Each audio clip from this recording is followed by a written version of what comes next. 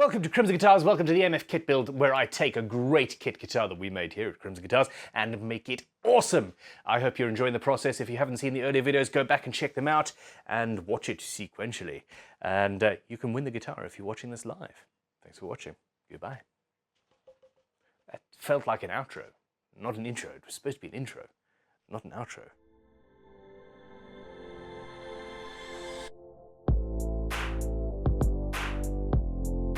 We are very, very close to the stain, which is it's the point of no return.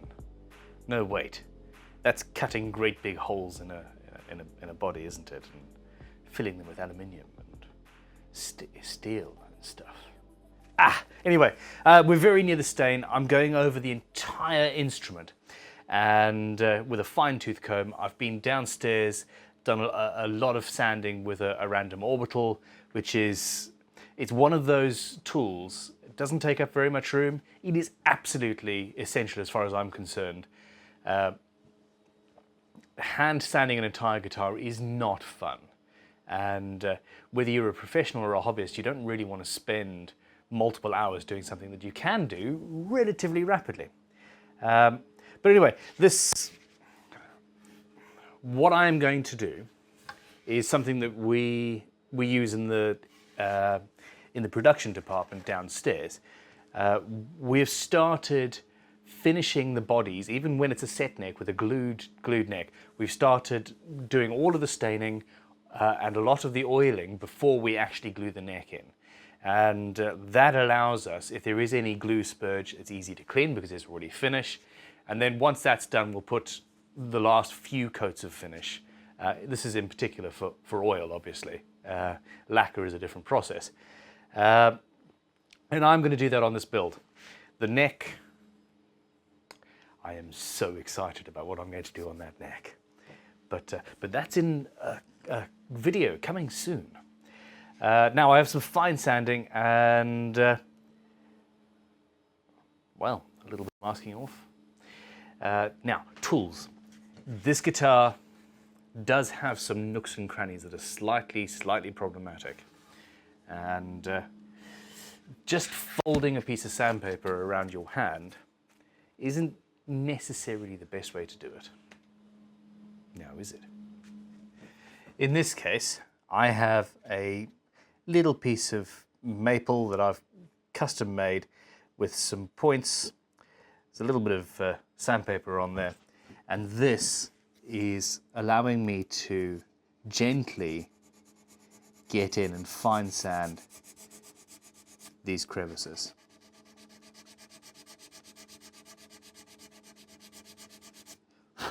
Now, it took me probably 5 minutes to make this, and it's absolutely, well, it does the job absolutely perfectly.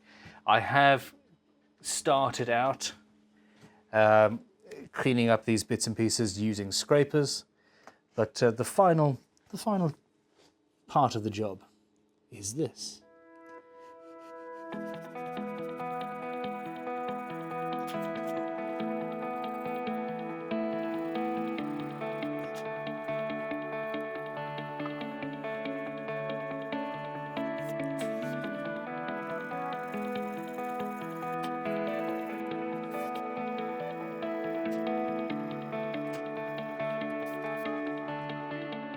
Now, I often say that what happens on the back of the guitar is as important as what the front looks like and feels like.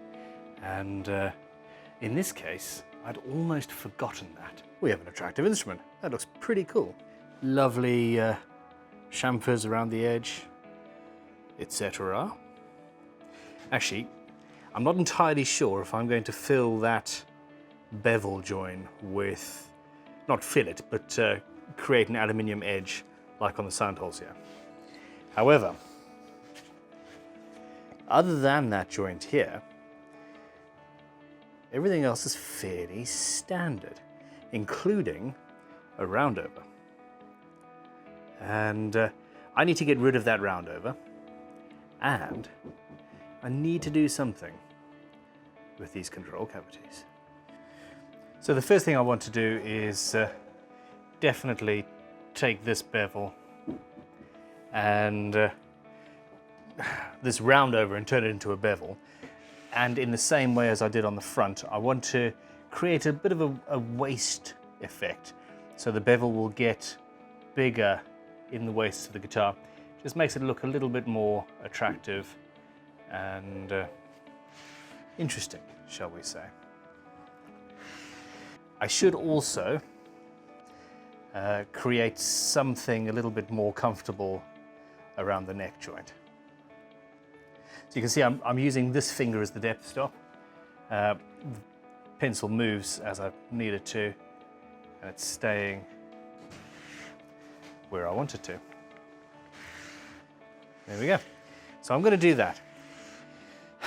I have an idea. I kind of want Perspex backplates, but what I want to do is something fun that involves fire and steel and Perspex. So we'll see if that is possible. But also this is a little bit standard. A little bit standard. Give me a ruler.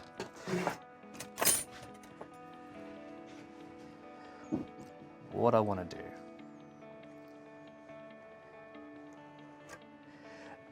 On our production guitars, the Descendant. Actually, let me just show you our production guitars. Hold on, I'm gonna. Oh, come on then. Where's the camera? Let's go through to the office. Okay, so here we go. On the production guitars, I've designed a rather clever and very attractive, if I do say so myself, backplate system. They fit over the edge of the instrument, and it's attractive and also actually rather useful. Now I want to do the same thing on this build for fun. So I'm going to take off this entire corner, cut there, and with this one I think actually that works. I was going to just have a section out there so it looks like a comet going down, but the 90-degree corner actually works rather well. Obviously I've jumped the gun a little bit here and I've done some fine sanding. There's nothing wrong with doing more sanding, is there now? And I'm going to keep the curve. I'm going to chamfer the edges. So once I've cut away the excess, the edges of the control plates or the back plates are going to be chamfered in to make it more cohesive, shall we say. But I need a saw.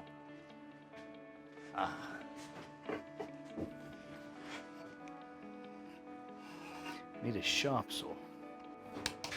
Triangular.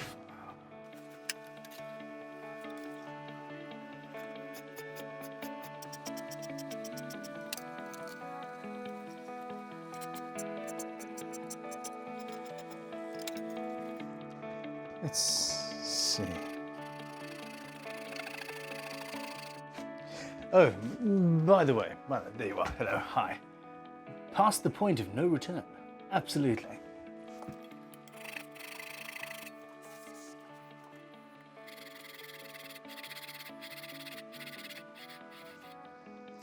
Oh, there's nothing better than a good saw. If you're not used to using saws, there is a trick. So I've got a pencil line there that I want to follow. But if you're not absolutely certain it's going to work precisely, and I'm going with the grain here, so it's a little bit more problematic anyway, use a scalpel or a marking knife to mark the line, and that gives your saw something to follow and makes the cut much more easy. And this also works for fret slots. So I've got a short cut here. This is actually relatively tricky. Then again, life wouldn't be worth living if bits weren't tricky. Pretty much there. Cutting across the grain is much easier, with this particular saw at least. Let me double check. Wrong cut. I was too busy talking to you. So let's do that again. Let this be a lesson to you. I'm obviously slightly distracted. I'm filming this whole process, and I should have erased the other line. So remember we changed the angle earlier? Luckily, the cut I actually want is on the outside, so that pencil line is parallel to the center line. And I've made the wrong cut here, but I can easily fix it without any detriment.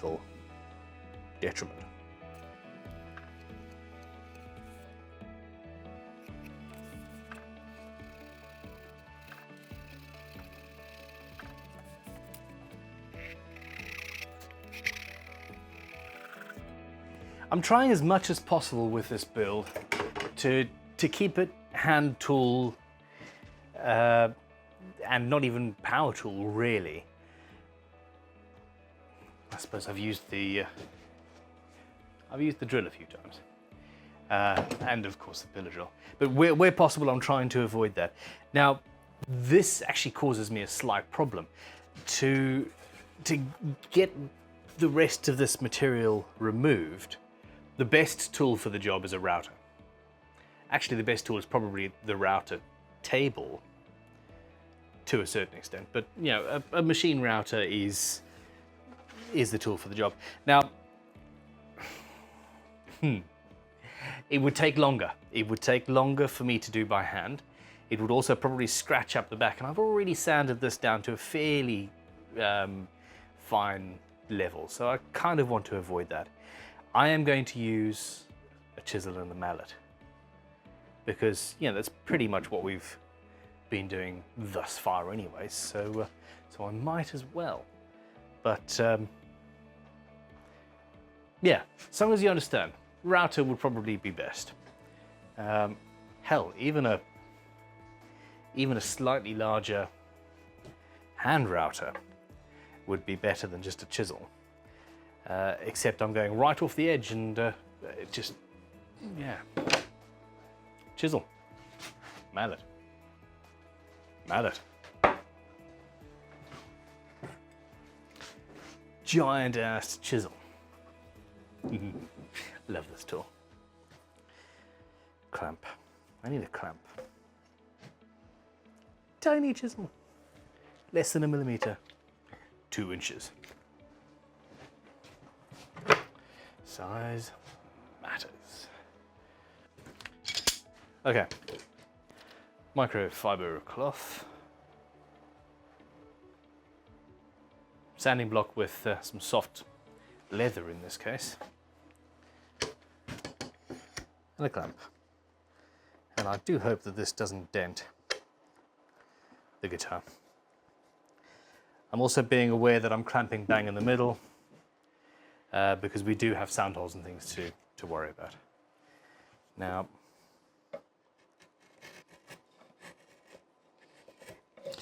this is called pairing. I'm just pairing away the unwanted material. And you can see I've got the top of the chisel with my thumb, I've got the back of it supported with a wounded finger, and the handle, I've got all 5 fingers in place. And I'm just feeding, using this thumb, I'm feeding it into the wood. And what I'm also doing is I've got this finger up against the guitar. I often use the analogy of rock climbing. Not that I've ever, well, at least in my adult life, been rock climbing, but you want as many parts of your body touching the rocks as possible, rock climbing or mountain climbing, apparently. And that's the same thing with this sort of a job. You want to be touching the work you're working on, you want to be touching the tool that you're working with as much as possible.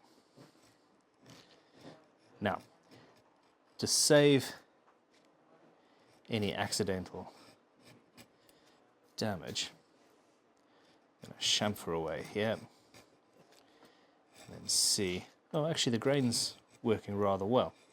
So with this pairing here, I'm pairing across the grain, which is quite nice. And going down this way, I'm going with the grain, which is actually working as well. Ooh, less so when you take such a large chunk.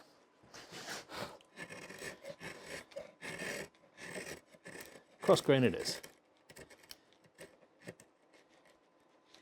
And now I've taken my chamfer away, so chunk into the edge, and that's away.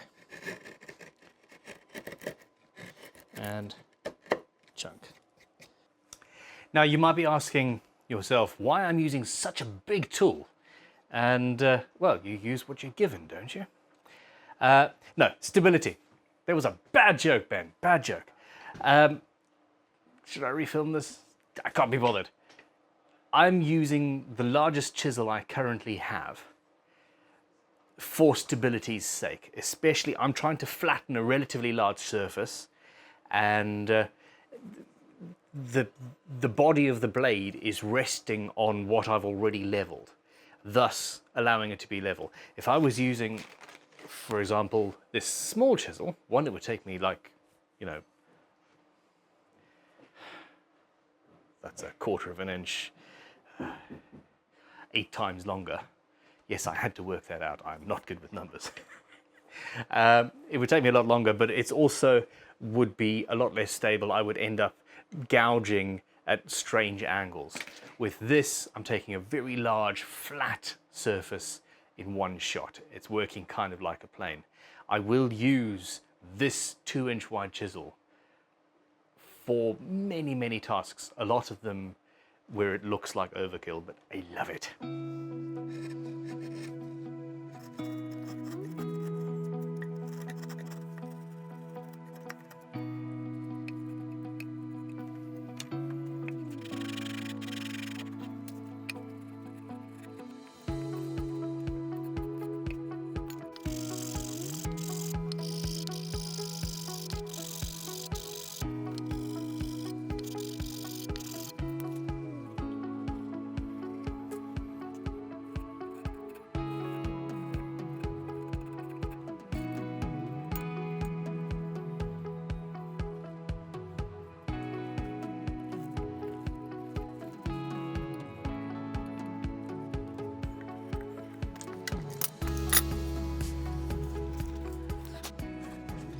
Okay, so progress. Wait, that was the smaller of the two, wasn't it? More to do. And lots of tidying up to do too.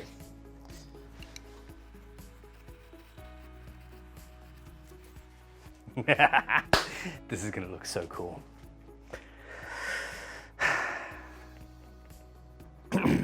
I do think that given the constraints on time, I'm probably going to end up, well, there's two things. Constraints on time, i.e. I'm running out of it, and to the look.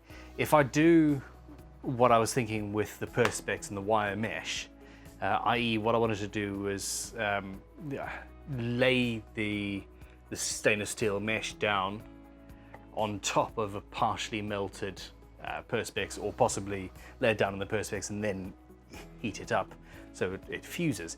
I'm going to have to save that for another time, for a different project. So subscribe and all of that jazz, because it'll be done at some point. I think I'm going to have some flame maple on the back here, stained to match the front in some way, shape or form. We'll see. Anyway, for now, tidy.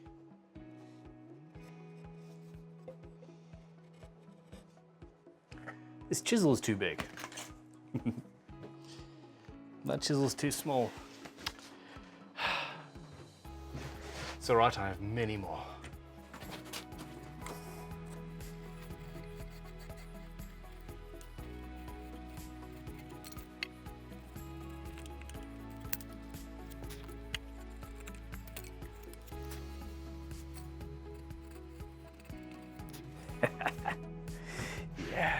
I like this.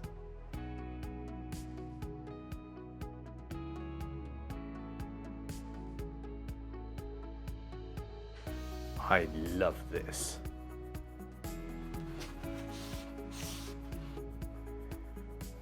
And that makes all the difference. Okay, so now I need to bevel these roundovers.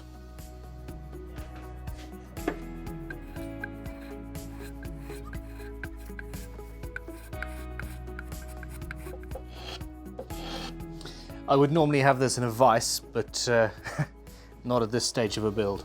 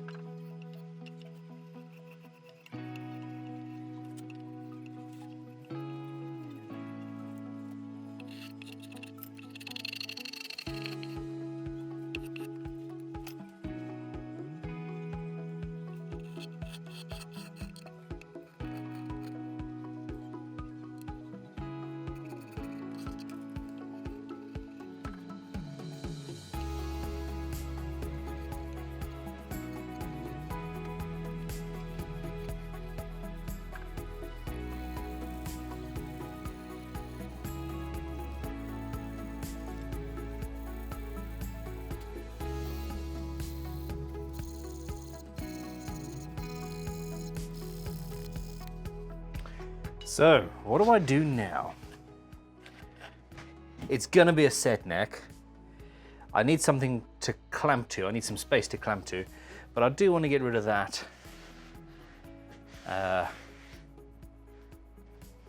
corner. And I don't need to go insane, really. It's just a case of knocking it off a little bit.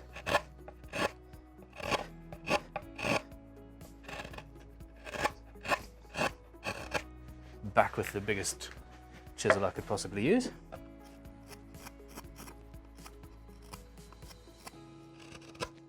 You don't need a workshop full of tools. You should have a workshop full of tools. You deserve a workshop full of tools. But most things can be built on a limited tool budget. It's where you end up with specialist requirements, like in the guitar world, like fret leveling, for example. There are, you need to have a good tool for leveling your frets. If you don't have, then you're not going to have a particularly playable guitar, or at least you're going to really struggle to get that. I think I'm going to do something slightly different here, actually. Oh, I can't do it in a vise, can I?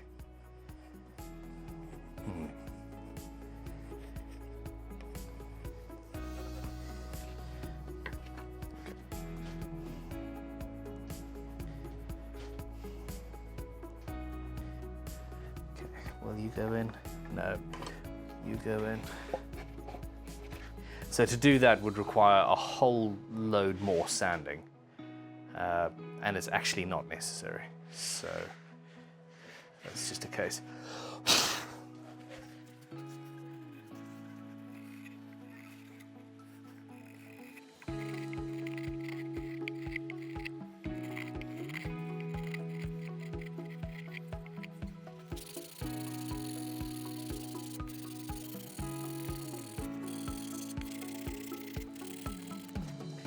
Of course, there is more sanding to be done, and I have basically taken a step back in the build by changing my mind yet again. But, quite frankly, this final result means that the back of the guitar looks like it fits with the front. Design-wise, it's being true to the sort of the ethos of the build. It's being true to the idea of taking a standard instrument and completely changing it without changing the outline, without changing the shape. I am making it unique, and that's what the point of this whole process is, really. Now, well, fine sanding, and then unless I can find some other way to avoid it, the next video is going to be staining. I will work very hard on finding something else to do, because the staining process is slightly worrying me. I'm not sure what I'm going to do. Thank you for watching my build. This is the MF Kit build, taking a great kit guitar and making it awesome, I hope. Please don't forget to click subscribe, notification bell. Seriously support our Patreon. It keeps this whole thing going. But most importantly, if this is still July 2018, you can win this guitar. See the description for how. And please let me know in the comments below what you think of the build, how it's progressing, and on a scale of 1 to 11, how insane do you think I actually am? It's important, I know. I need to, adjust my meds. Or maybe reduce my coffee intake. Where is my mug? Seriously, where's my coffee mug? Have you seen my coffee mug? Rocket fuel. Coffee mug. Goodbye.